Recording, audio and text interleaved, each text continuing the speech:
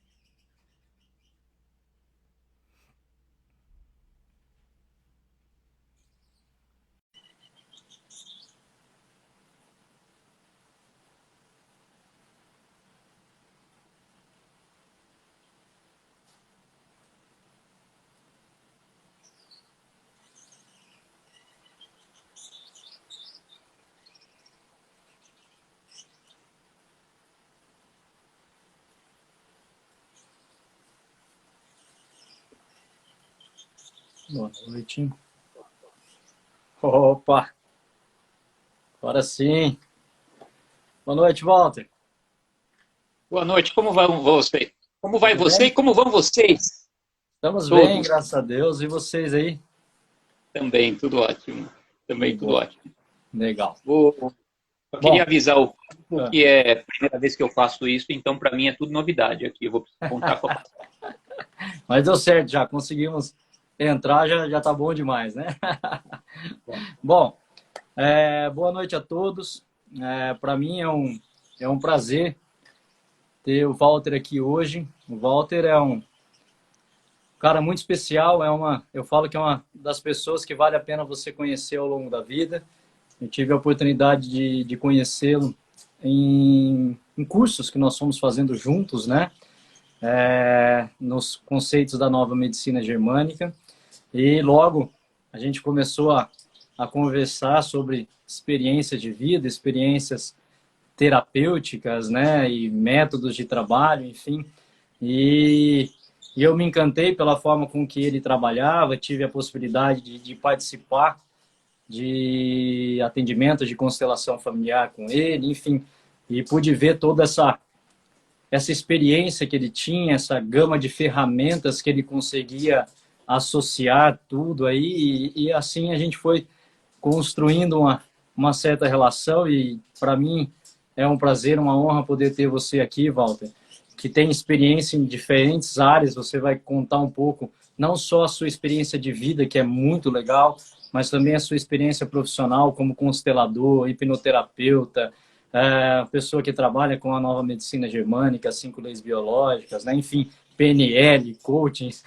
É até difícil definir a quantidade de coisas que você faz, então acho que, né, você vai poder ajudar aí as pessoas. E para mim foi um prazer, principalmente porque eu vi você aprendendo a nova medicina germânica para associar com o que você fazia, e eu pude experimentar um pouco do que você fazia e trazer para a minha vida profissional e principalmente para a minha vida pessoal. E os conceitos da constelação familiar, principalmente, me trouxe uma série de reflexões na minha vida, e também me trouxe uma ferramenta, uma possibilidade de introduzir nos meus cursos e também nos meus atendimentos, o que me ajudou muito. Então, obrigado por você estar aqui, disponibilizando seu tempo para falar um pouco para nós de toda a sua vivência. Então, boa noite, fique à vontade agora para Obrigado, poder Alan. falar. Eu me sinto muito honrado pelo seu convite. Foi, como eu te disse, a primeira vez, eu nunca tinha feito isso antes. Talvez até por não me sentir à vontade. E com você eu falei, não, com o Alan vale a pena. E você já descreveu grande parte da nossa jornada juntos, e eu endosso tudo o que você falou. Eu admiro muito o seu trabalho também, o que eu conheço do seu trabalho, a, a sua forma de se apresentar, a sua forma de explicar os conceitos. Eu acho que é uma forma brasileira de explicar os conceitos, porque às vezes os estrangeiros não são capazes de reconhecer as nossas necessidades, né? E eu tenho também indicado muita gente para você, nem todos vão até Londrina, né? Mas de qualquer maneira, provavelmente em alguns cursos de vocês. Estou muito feliz de estar aqui. Eu pensei muito no que eu ia falar aqui hoje, Alan, e, e eu fiquei meio assim dividido. Se eu ia fazer uma palestra técnica sobre constelação, ou se eu deveria contar um pouco da minha experiência, onde entram todos esses ingredientes que você mencionou, inclusive a nova medicina germânica. Então, para não chover no molhado, levando em conta que hoje existem milhares de lives, eu queria tornar isso uma conversa bem informal, onde eu pudesse contar um pouco de como eu me inseri nessa história toda.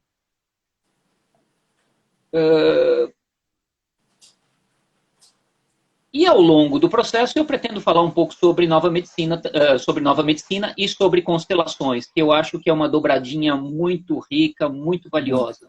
Não Sim. só as constelações, mas toda a linhagem de terapias que vem das constelações, e depois eu vou explicar com mais detalhe, que são as abordagens bottom-up, as abordagens que vêm do sistema nervoso e não que vêm do intelecto.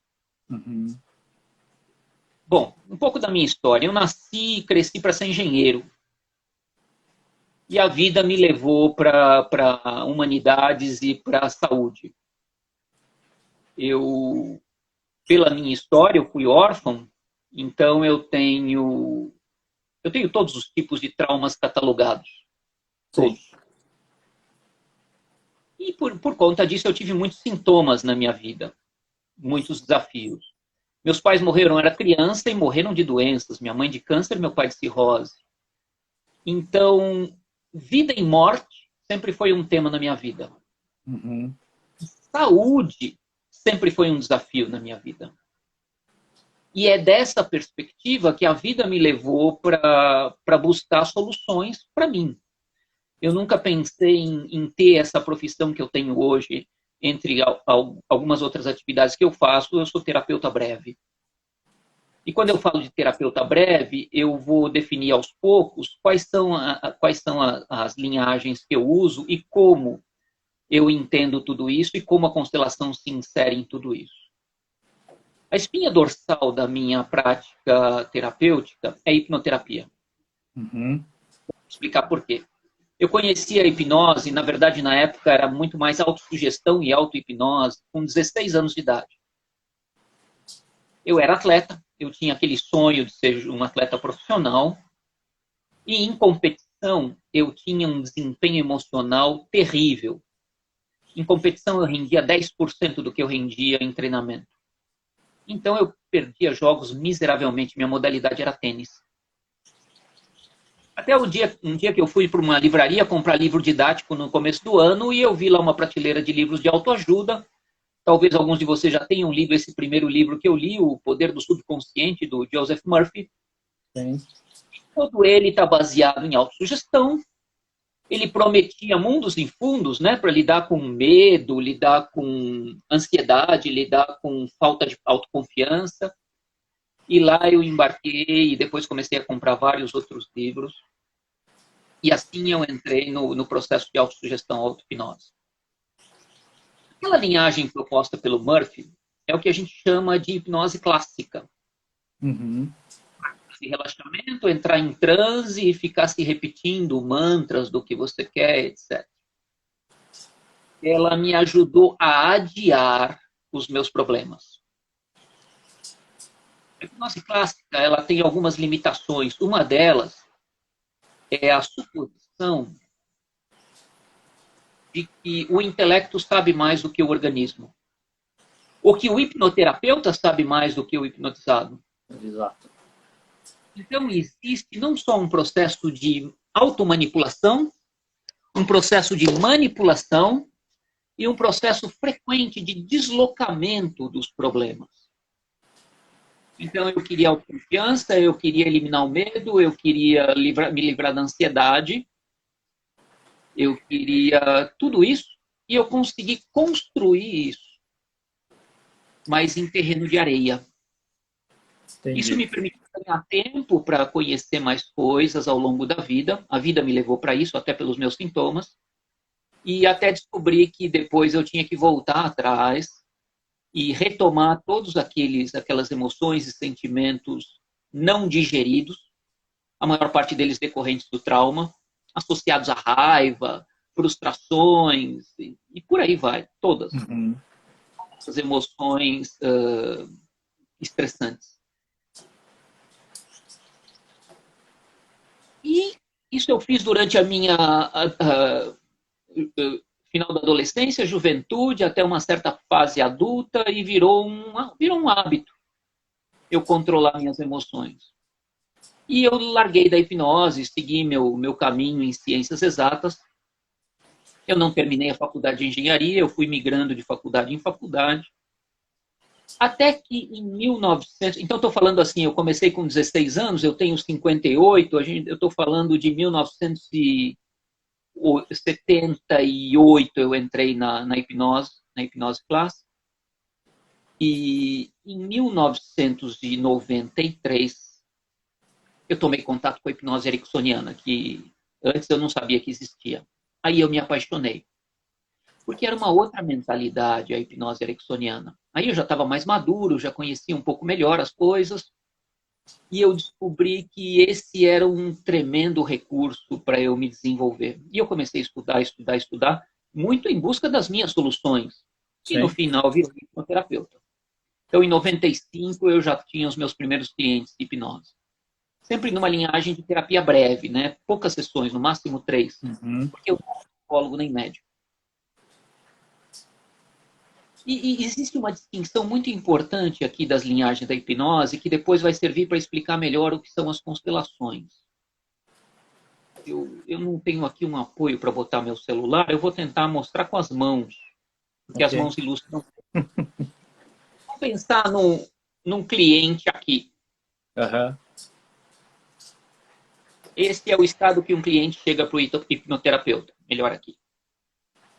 Então, na hipnose clássica, o terapeuta está aqui, acima do cliente. Acima do paciente, né? Do cliente. Né? Como se ele soubesse mais do que o paciente. Uhum. Na hipnose ericksoniana, na época de Erickson, médicos tinham muita credibilidade, o que não é verdade hoje. Uhum. Na hipnose ericksoniana, o Erickson ele vinha da hipnose clássica, então ele se mantinha um pouquinho acima do paciente, do cliente. Então aqui na minha testa estava o Erickson, aqui nos meus olhos, na altura dos meus olhos, ainda o paciente. Mas com uma diferença essencial. Erickson não dizia o que o paciente devia fazer. Ele trabalhava com algo que foi uma inovação dele, das sugestões indiretas. Ele dava opções para as pessoas, mas ele principalmente dava sugestões que estimulassem o processo criativo e decisório do paciente. Da própria pessoa. Exato. Então, o Erickson já tinha amadurecido muito as metodologias de hipnose e ele ainda estava nessa posição um pouco acima, que é o que a gente supõe como abordagens top-down. Uhum. Elas começam no conhecimento vertical. Exato. E buscam, de alguma forma, reorganizar as experiências ou os significados de cima para baixo. Uhum. A PNL é uma hipnose, é um tipo de hipnose pós-ericksoniana. Só que a PNL subiu mais um pouco que Erickson. Voltou um pouco o poder do terapeuta. Exato. E é tipicamente uma abordagem top-down, de cima para baixo. Do intelecto para as outras camadas do sistema nervoso. Muitas vezes pode dar certo, muitas vezes pode apenas desconectar a percepção do que está acontecendo nos bastidores. Então é um tipo de uma mutilação psíquica, o que essas técnicas top-down são capazes de fazer. Elas manipulam a experiência, mas elas não manipulam as memórias viscerais, as memórias guardadas nos músculos, as memórias procedurais, né, que são as memórias mais confiáveis. É como se a pessoa tivesse que ficar o tempo todo, né, Walter, fazendo uma análise, né, usando os seus pensamentos, o seu mental para poder olhar, né? Não diria que uma análise. Uma análise é algo muito mais de linguagem e tem muito a ver com a psicanálise. Uhum. Ou seja, usar o mental, né? O aspecto mental, né? Isso. Na PNL, a gente não trabalha com os processos, quer dizer, neurolinguística, mas não é a linguagem ponto-chave, e sim como a gente constrói a experiência subjetiva. Então, é uma abordagem mais controladora do que era Erickson. Uhum. Agora, o mais interessante é que entre as abordagens pós-ericksonianas, os alunos de Erickson, entre eles o Bandler e o Grinder, existem os pós-ericksonianos que têm abordagens, cadê minha câmera? Bottom-up. Então, o cliente está aqui na altura dos meus olhos e o terapeuta se coloca aqui embaixo como alguém que dá suporte à experiência do cliente. Ele não determina o que deve ser feito. Porque existe um pressuposto essencial na abordagem ericksoniana. O cliente tem a solução. Só quem sabe a solução é o organismo do cliente, é o sistema nervoso do cliente. Então não adianta a gente tentar conduzir tudo. Exato. É claro que eu acabei me apropriando de todas essas abordagens, então em casos de emergência, eu uso abordagens top-down, mas apenas para ganhar tempo e estabilidade necessário para começar de baixo e aí reconstruir todo reorganizar, renegociar as experiências traumáticas. Eu estou insistindo em Erickson, embora o tema não seja central, porque Erickson ainda é terapia breve. Sim. E o Hellinger, o pai das constelações, estudou muito hipnose ericksoniana e PNL também. E psicanálise e muitas outras abordagens. Mas fica muito evidente, agora ele faleceu, mas ficava muito evidente nas intervenções dele, muitas das técnicas ericksonianas e das técnicas, menos de PNL, mas até alguma coisa de PNL aparecia.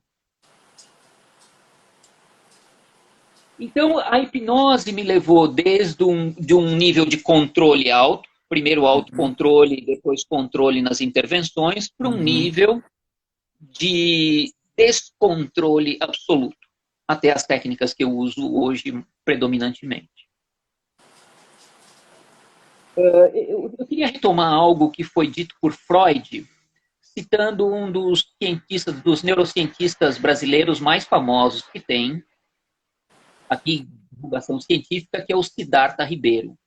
Siddhartha escreve num dos livros dele, no livro Limiar, que hoje a neurociência acaba por validar muitas das intuições e hipóteses de Freud.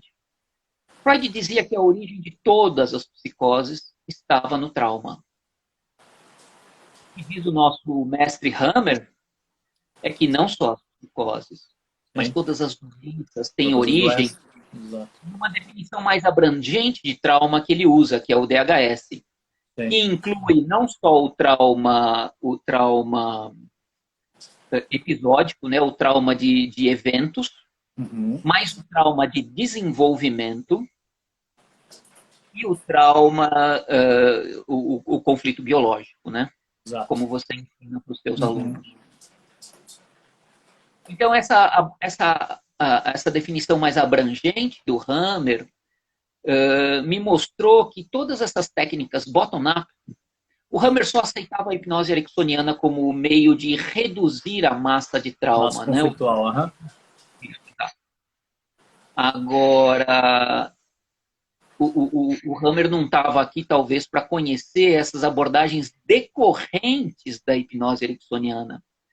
E, principalmente, essas abordagens em que o organismo determina como é a solução. Porque está tudo dentro da gente. O caminho da dor e o caminho da solução. Sim. O que o Erickson acreditava, é isso que todos nós que utilizamos essas abordagens bottom-up acreditamos. A solução está dentro do cliente. A gente só precisa ter inteligência e sensibilidade e flexibilidade suficiente para encontrar o caminho. É o que a gente vê, por exemplo, o Mark Pfister e alguns dos nossos mestres fazendo, né? Ou a Itzia até. Gostava muito dela. Enfim. Essa história com hipnose, eu fui parar na terapia com 26 anos de idade, por uma crise de estresse. E eu ouvi, pela primeira vez, ouvi falar do Hammer, foi em 1994, num curso de uma dessas abordagens top-down, de terapia da linha do tempo, com um profissional que hoje é meu colega, o George Senesi. Ele mencionou assim, en passant, a nova medicina, e eu me apaixonei pela história. Porque pela minha história de saúde pessoal e familiar, aquilo fazia muito sentido. Pra você ter uma ideia, eu me tratei com alopatia e sempre o estrago era maior do que a solução. Até que com 9 anos de idade estava já com quase operação de amígdalas marcada, de tonsilas, né? Hoje em dia se chama tonsilite. E eu descobri a homeopatia, e aí a homeopatia me salvou da morte, na minha opinião, de muitos problemas. Então a gente está girando aqui em torno um pouco da nova medicina germânica, eu falei da espinha dorsal do meu trabalho, e aí tem mais alguns elementos interessantes para a gente considerar a respeito das ideias de Hammer. Porque embora ele ainda não seja acolhido, ele ainda não ganhou os 2 merecidos Nobel dele, os 2 prêmios Nobel merecidos, até por uma série de interesses econômicos. Mas existe uma outra abordagem que ela é meio híbrida, top-down, bottom-up, que é uma abordagem nascida nos Estados Unidos na década de 70, 80, que é o EMDR. O EMDR chama Eye Movement Desensitization and Reprocessing. É uma técnica de tratamento do trauma que ganhou muitos adeptos nos Estados Unidos graças às condições de guerra norte-americanas, né? Eles vivem em guerra, são muito belicosos e tem muitos traumatizados de guerra. Eles fazem guerras fora das fronteiras, mas os ex-combatentes voltam arrebentados. E aí essa técnica, o EMDR, começou a ser utilizado com essas vítimas de guerra, com esses combatentes de guerra, com um sucesso muito interessante. E depois ganhou mais um impulso muito forte depois do atentado das Torres em 2001, porque a massa de pessoas traumatizadas, precisando de tratamento com TECT, né, com transtorno do estresse pós-traumático, com todos aqueles sintomas do que foi o dramático atentado, o EMDR se projetou muito mais e ganhou muitos recursos. E o EMDR, ele tem muita pesquisa na área de neurociência. E o interessante... Alan, me dá uma ideia de tempo aqui. Quanto que eu já falei? 20 minutos. Está tranquilo. Ah, legal. Então está sob controle o tempo. Agora, se você falar 50, eu caía da cadeira. Gerava um DHS. Porque eu entro em transe falando, né? É muitos anos de prática, então eu entro em transe. Vai tranquilo. E aí... E começaram a fazer pesquisas com ressonância magnética de pessoas antes e depois do tratamento do EMDR. Pessoas traumatizadas. Traumas de eventos, predominantemente traumas de eventos, que era o caso dos ex-combatentes e das vítimas do atentado. Das vítimas sobreviventes. Né? Das vítimas, dos parentes das vítimas, das pessoas que testemunharam tudo aquilo. E realmente foi traumático, eu acho que por mundo inteiro, né? Caiu um sonho, caiu uma fantasia junto com as torres para todos nós. Sim. Eu mesmo notei isso na época. Eu voltei a dar curso de hipnose em 2001, depois do atentado, porque em volta de mim, os meus vizinhos todos estavam em condições críticas de estresse. E aí eles perceberam que uma pessoa que passava por um evento de trauma estava naquela fase pós-evento, porque antes de 30 dias não é considerado TECT. Antes de 30 dias é o tempo de reorganização da pessoa. E outra definição importante aqui no estudo do trauma é assim, que não existe evento traumático. Existem pessoas que se traumatizam diante de eventos. Ou seja, diante de um mesmo evento, um pode se traumatizar e o outro não. E tem tudo a ver com os achados de Hammer, né? Que exatamente. É o que nós vamos chamar de uma percepção, né, do evento. Exatamente. Né? Exatamente. E a pessoa, diante desse evento, pode desenvolver diferentes tipos de danos, né, no sistema nervoso. Até por conta das percepções, conforme você mencionou. E o que eles perceberam é que fazendo a ressonância magnética funcional numa pessoa traumatizada, eles mapeavam no sistema nervoso, principalmente no encéfalo, áreas de hiperativação. Provavelmente essas áreas responsáveis por aquilo que a gente chama de reviver a experiência traumática, né? A pessoa fica naquele pensamento recorrente, ela não consegue sair do looping. Provavelmente isso, uma área de hiperativação. E depois do tratamento com EMDR, que eu conheci em 1990 em 2000, no ano 2000, foi meu primeiro contato com EMDR formalmente. Eles percebiam que depois do tratamento com o EMDR, sumiam essas áreas de hiperativação funcional do encéfalo. E por isso acabou sendo validado o EMDR como um protocolo muito valioso no tratamento do trauma. Como eu disse, o TEPT ele só é reconhecido, pelo menos, acho que, se eu não me engano, 30 dias após a experiência, que não houve uma redução dos sintomas de estresse. Então, o que eu concluí, né, das ideias do Hammer? O Hammer, por exemplo, como vocês que estudaram o Hammer todos sabem, ele, na tomografia cerebral, ele é capaz de reconhecer as áreas de trauma. Ou seja, fica um dano estrutural, fica um registro estrutural do trauma. O que eu concluí? Que aquilo que é uma área de hiperativação funcional no prazo de 1, 2 meses pós-trauma, se não for tratado, vira um dano estrutural. Vira um dano de tecido. Com todas as consequências que a gente conhece na nova medicina germânica. Sim. Afeta uma área, um tecido do corpo, das camadas embrionárias, endodermo, mesodermo, o ectodermo. Fica um dano no encéfalo, em alguma região do encéfalo, correspondente à região do corpo, e uma alteração psíquica. Perfeito. Pois bem. Então, o MDR trouxe muita neurociência para o estudo do trauma. E isso acabou, na verdade, na minha opinião, abre a porta para as ideias do Hammer se consolidarem nos próximos anos ou nas próximas décadas, dependendo dos interesses econômicos, né? Então, eu já falei daquelas diferenças entre as abordagens top-down, de cima para baixo, vem do intelecto, do que a gente acha que deve ser feito, para fazer o corpo se reorganizar em torno dessas ideias, e das abordagens bottom-up, que a gente não faz nada, a gente só cria condições para que emerja do cliente o que deve ser trabalhado e como deve ser trabalhado. É claro que existem métodos. Entre as abordagens bottom-up, uma delas é a constelação familiar. Então, como é que eu defino a constelação familiar? Eu conheci a constelação familiar em 2003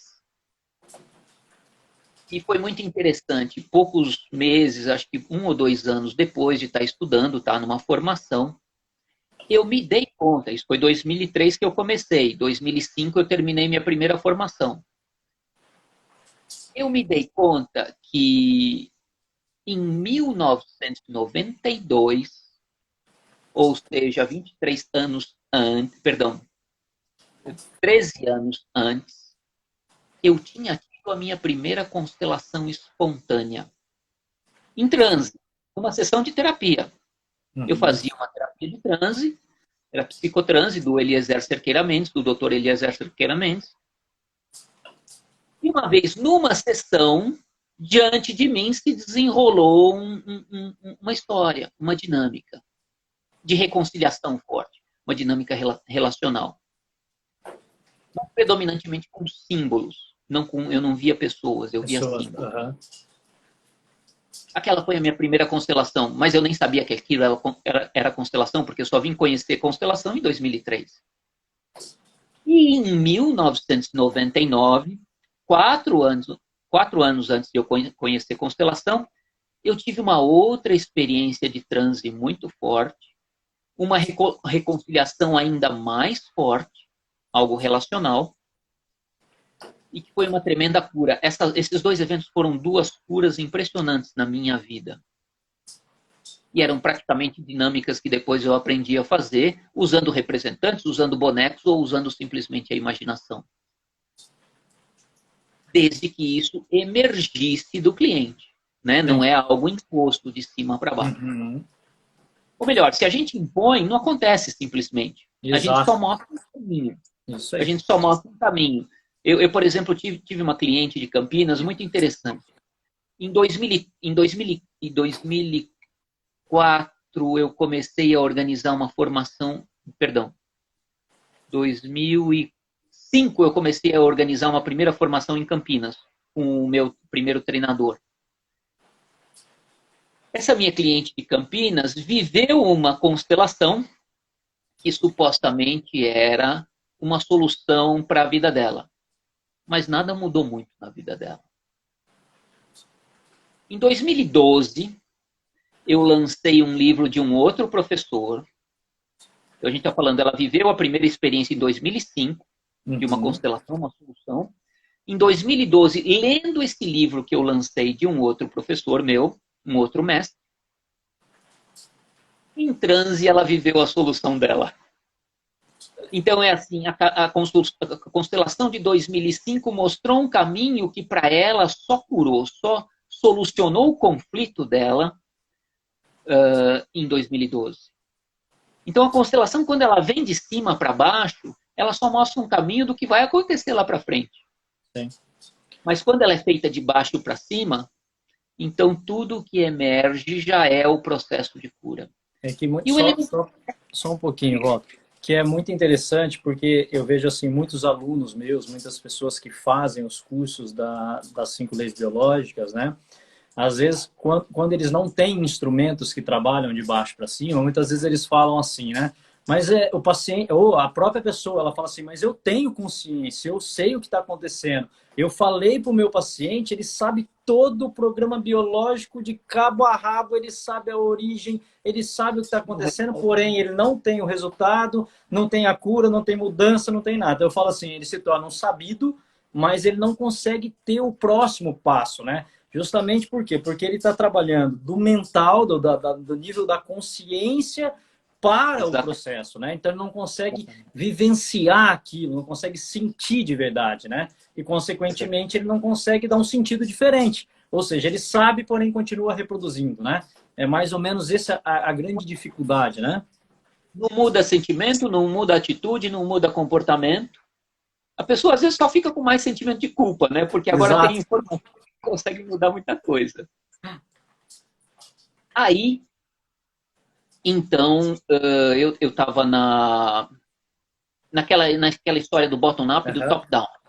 Para mim, com essa experiência de 25, esse ano completa 25 anos como terapeuta breve, e 42 anos como cliente de terapia, de algum tipo de prática, ou de hipnose, ou de quase mais de 30 anos, 32 anos de...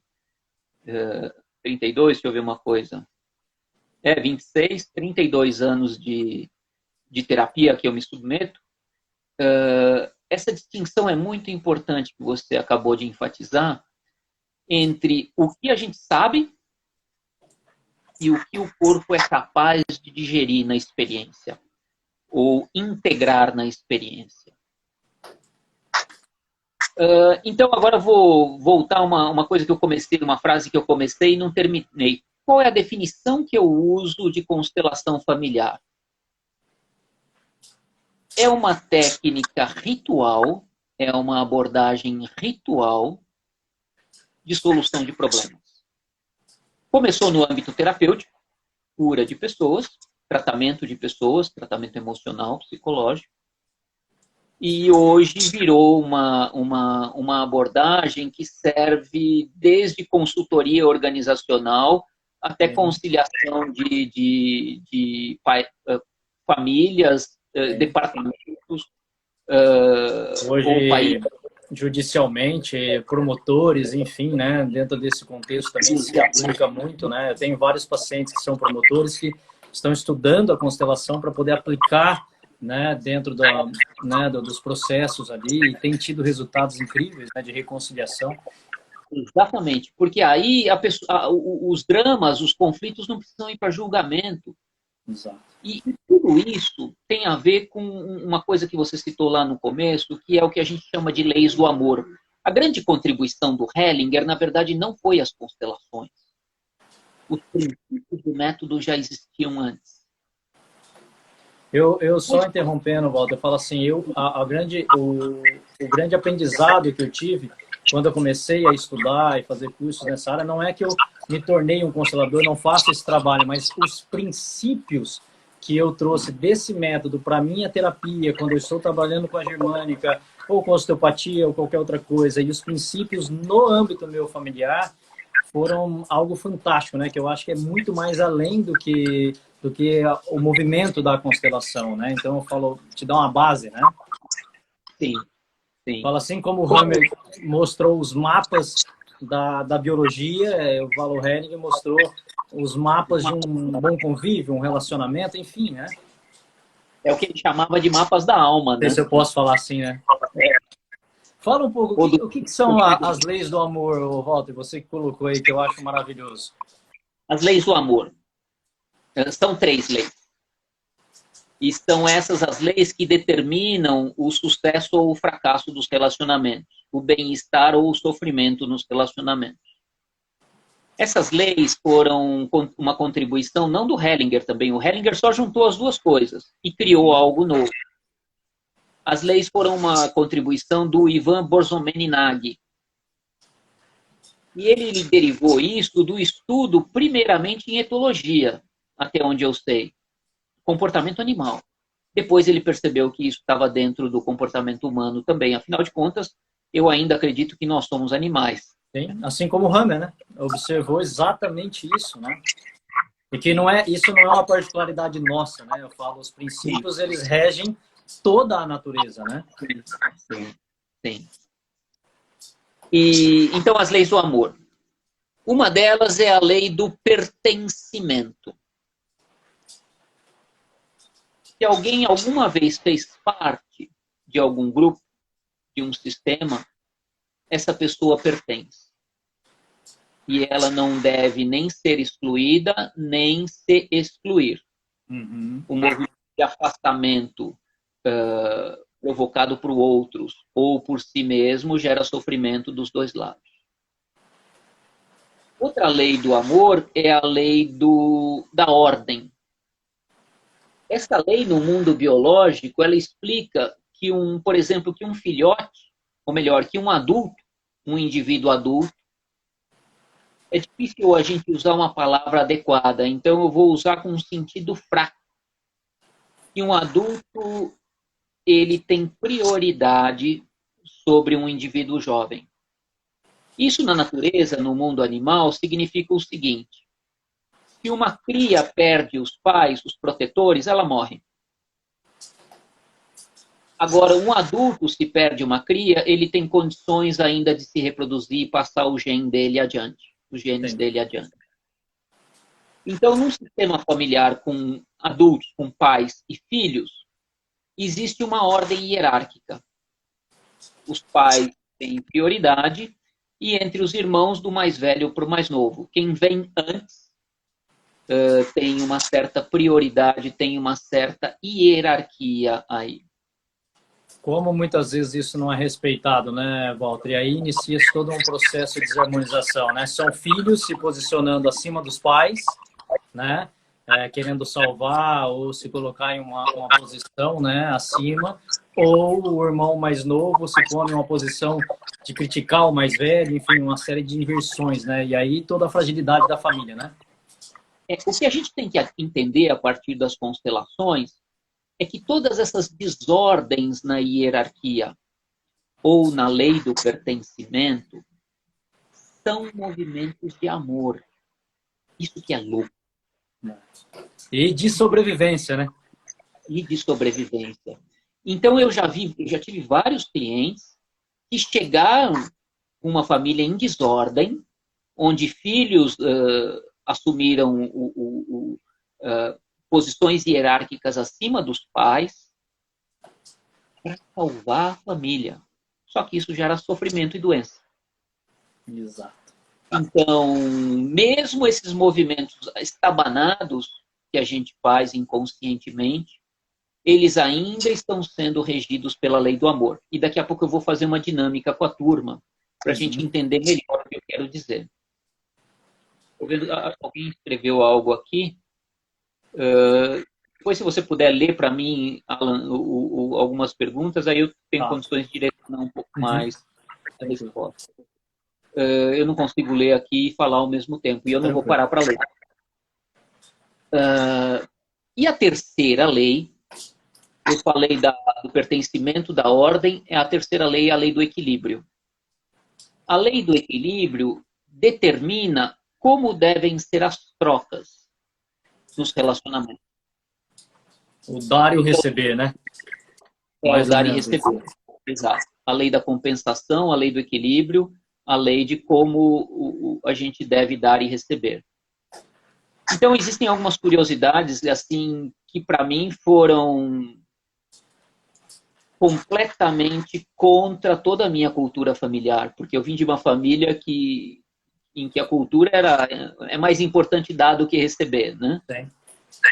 E eu fazia isso... Quantas pessoas, né, Walter, estão numa posição de adoecimento justamente por causa disso, né? Porque desde criança, às vezes, escutam que você tem que ser bondoso para poder ser aceito, que você deve compartilhar, e às vezes a pessoa passa a vida inteira fazendo isso para buscar a sua posição, né?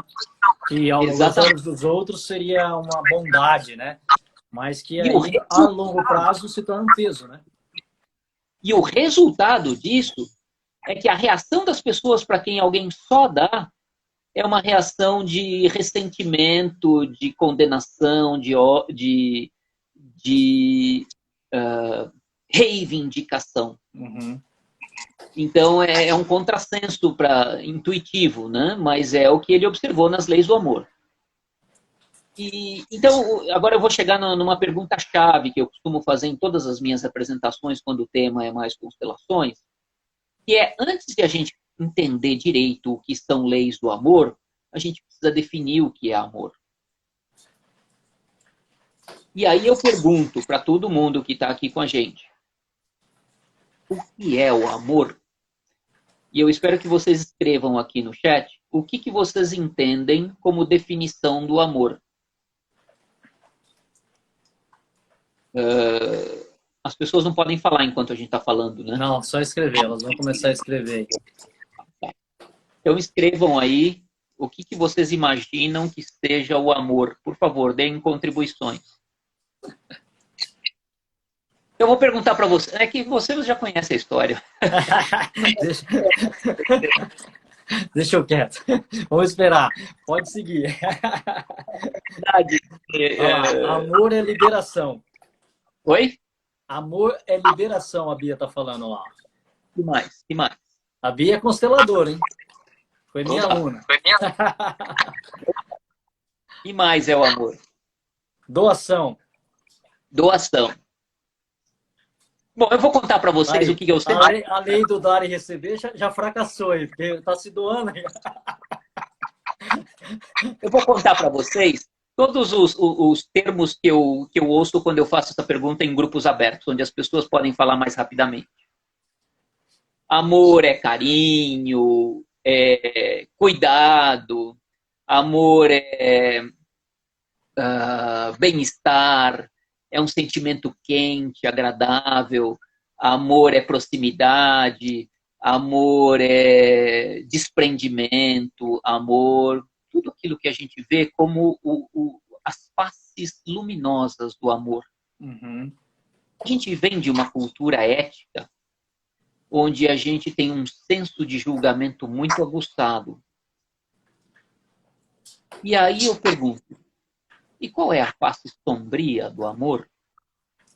Porque a gente vive num mundo de polaridades.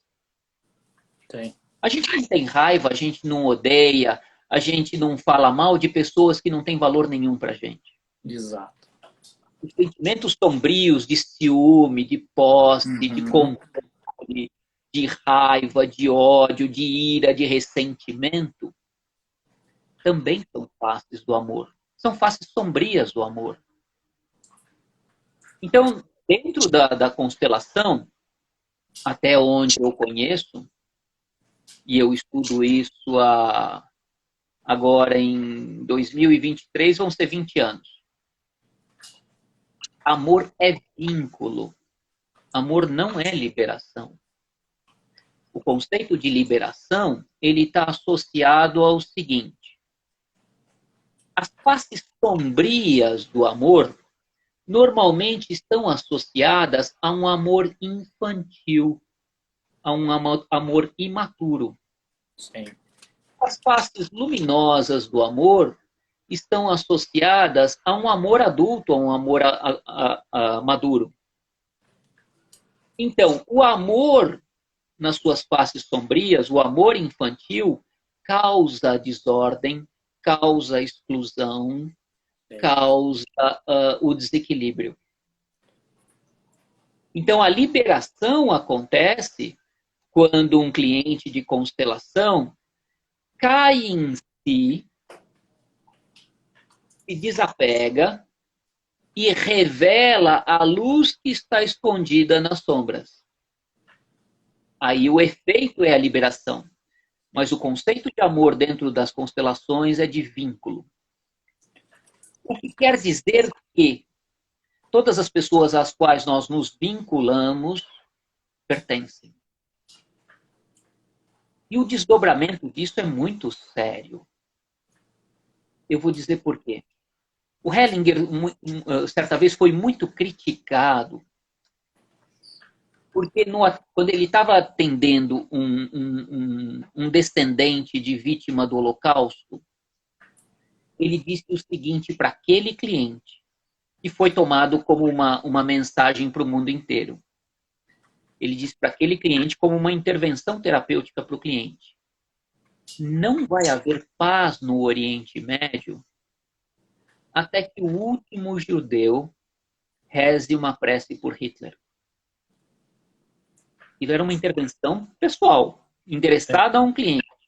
Alguém pegou aquilo, botou na mídia e foi uma comoção geral, como se ele estivesse justificando o Holocausto.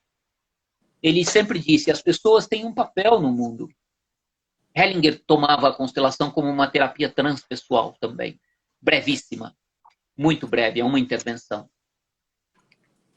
Mas o que a gente tem que entender é que os agressores e as vítimas dos nossos ancestrais e nossos passam a fazer parte dos nossos sistemas. Sim. E, Walter, é interessante quando a gente fala também de doença, né? Por exemplo, às vezes uma pessoa procura eu com câncer. O que ela quer? Ela quer se livrar daquilo.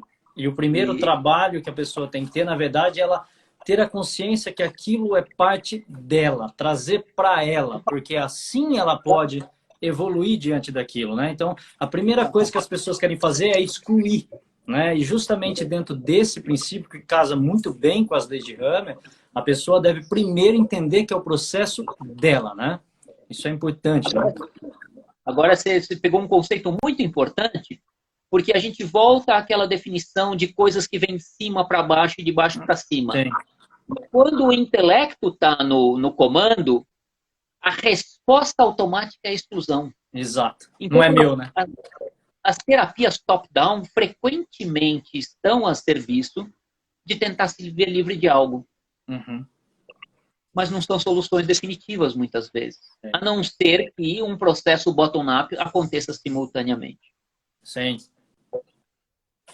Bom, e aí, então, se amor é vínculo, e o Hellinger, ele falou isso uma vez, se eu não me engano, eu não sei se foi na Alemanha, na Áustria ou na Europa, que ele teve um cliente, teve esse cliente onde ele disse essa frase tão controvertida, porque ele já sabia que os agressores passam a fazer parte das famílias das vítimas, e as vítimas passam a fazer parte dos sistemas familiares dos agressores. Então, uma vez o Hellinger fez uma exploração aqui no Brasil, a respeito da solução para o Brasil. E uma coisa que ele falou muito séria, que eu gosto muito de falar isso, porque isso está na nossa essência, ele disse assim: o Brasil não tem solução contra a corrupção e contra a manifestação da sua majestade e riqueza antes que cada brasileiro acolha e respeite os seus ancestrais. Eu estou falando predominantemente de portugueses, espanhóis, indígenas e negros. Essas são as nossas raízes. Eu tenho essa cara de gringo, mas eu tenho 25% de sangue baiano. Então eu sou tipicamente um brasileiro. Uma vez eu fui assaltado na praia de Copacabana por 3 marmanjos com faca de cozinha falando inglês comigo. Pensaram que eu era um gringo. Mas o ponto não é esse. O ponto é assim, a gente tem que parar de contar piada de português, de negro, de índio, parar de falar mal dos outros. Isso é um drama da América Latina inteira. Porque todos os países da América do Sul e América Central vivem o mesmo drama que nós. Um tremendo potencial criativo, uma tremenda resiliência e a crise nunca acaba. Ela só vai acabar quando nós acolhermos essas nossas raízes. E aí, levando adiante isso que o Hellinger falou, eu diria até mais. Eu disse que a gente não odeia, não tem raiva, não demoniza quem não faz parte dos nossos sistemas. Então agora eu vou ser mais, eu vou correr o risco de ser taxado de maluco. Os nossos políticos fazem parte. Todos esses bandidos de Brasília são projeções, são pessoas que representam membros da nossa história. Então isso que a gente está vivendo de corrupção, o dia que nós solucionarmos isso é uma cura coletiva, não só da economia brasileira. Sim. Eu diria de cada um de nós, com as nossas rejeições conscientes e inconscientes por quem se aproveita do dinheiro ou da riqueza pública. Porque todos nós temos nas nossas histórias os mesmos personagens. Sim. Eu costumo dizer assim, não cabe perguntar... Como é que está o tempo, Alan? Temos mais 5 minutos. Ah, tá. Então, eu vou deixar isso para uma outra conversa, porque agora essa discussão não, é um pouco mais demorada. Não dá Sim, nós fazemos outra. Eu só queria, então, aproveitar esses 5 minutos. Eu não sei se para responder perguntas ou se para falar sobre mais 2 ou 3 métodos que eu não cheguei a mencionar. Pode concluir. Oi? Pode concluir seu raciocínio. Qual deles? Dos políticos eu ia explicar algo mais profundo. Do seu fechamento. Tá bom, então. Bom, então, entre as abordagens bottom-up, das quais constelação no formato do Hellinger, no formato que ele chama de cosmológico, porque houve uma simplificação das constelações para o que a gente chama de constelação estrutural, que já é uma constelação de cima para baixo, para que ela fosse mais inteligível, para que ela fosse mais compreensível. Entre as constelações, eu ouvi do próprio Hellinger uma outra técnica que ele fazia uso para ter o que ele chamava da visão interior dele. E essa técnica chama focalização. A focalização é uma outra dessas abordagens bottom-up, muito inteligente, eu não vou ter tempo de explicá-la toda aqui, que deu origem a uma terceira técnica, que é específica para o tratamento de trauma, sem aquela ambiguidade do EMDR, uma técnica totalmente bottom-up, que é a experiência somática, que é outra abordagem que para mim trouxe grande cura. Constelações, hipnose e experiência somática foram, de tudo que eu fiz até hoje, o que mais deu resultado. Outras deram resultados menores. A PNL deu resultado também. E bom, então, quando eu uso, aí as pessoas me perguntam, mas qual que eu estudo primeiro? É assim, é um caminho sem fim, técnicas terapêuticas, porque nenhuma serve para todo mundo. Exato. Todas servem para pelo menos uma pessoa. Então a gente vai acumulando ferramentas, né, um cinto de utilidade. Olha, hoje, quando as pessoas me perguntam por onde eu começo, se vocês quiserem, se vocês não são psicólogos, e não são médicos, eu acho que um bom curso de PNL dá um repertório muito rico de instrumentos, porque a PNL tem o coração da PNL é a gente entender que a experiência subjetiva, como a gente faz as nossas interpretações e é impactado pelas experiências difíceis, as suburbantes, a experiência subjetiva tem estrutura. Quando a gente conhece essa estrutura, a gente tem mais poder de compreensão de como a gente gera os significados. E a segunda técnica que eu gosto muito, que eu recomendo até pela simplicidade e pela facilidade de uma pessoa normal se apropriar dela, sem ser médico e psicólogo, é a experiência somática, que é uma técnica de tratamento de trauma, e a focalização. Então, assim, se tem uma mensagem para eu dizer, para eu deixar, levando em conta todo o legado que o Hammer nos deixou, é que na época dele, talvez ele só conhecesse a hipnose ericksoniana. Mas eu, na minha experiência, com todas essas abordagens, eu diria que experiência somática, focalização, hipnose pós-ericksoniana e constelação familiar fazem parte da mesma família de técnicas capazes de reduzir a massa de conflito, a massa do choque biológico. Né? E eu diria até mais. O Hammer, ele sempre disse que depois que um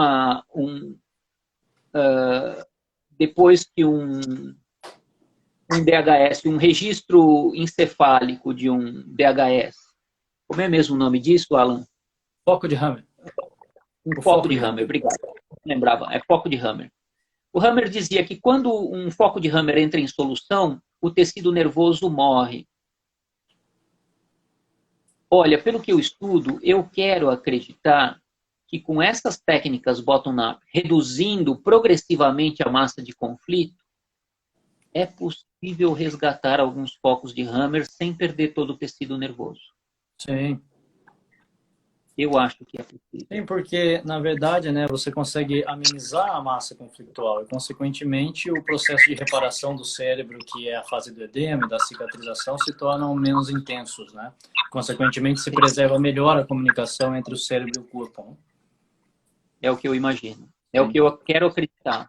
A gente ainda não tem alguém que tenha pesquisado isso, mas com essas técnicas que eu tenho usado e usando a minha própria experiência, eu diria que esse é o caminho do futuro para o tratamento de todas as doenças. Todas as doenças. Levando em conta que o Hammer nos ensinou que todas elas vêm de experiências ao longo da vida. Né? Walter, é isso, cara. Queria ficar a noite inteira com você, mas nós fazemos outra, né? Isso aí foi muito legal. Você tem muita coisa para falar, muita coisa para acrescentar. Eu, nessa nossa primeira live, quero muito agradecer a sua brilhante explicação e o seu tempo que você disponibilizou para a gente, tá? Obrigado. Eu estou pensando aqui, quem sabe deixar um contato para as pessoas que quiserem fazer perguntas, me mandar por WhatsApp, o que eu faço? Eu coloco depois na própria live. Tá bom. Tá bom? Tá bom.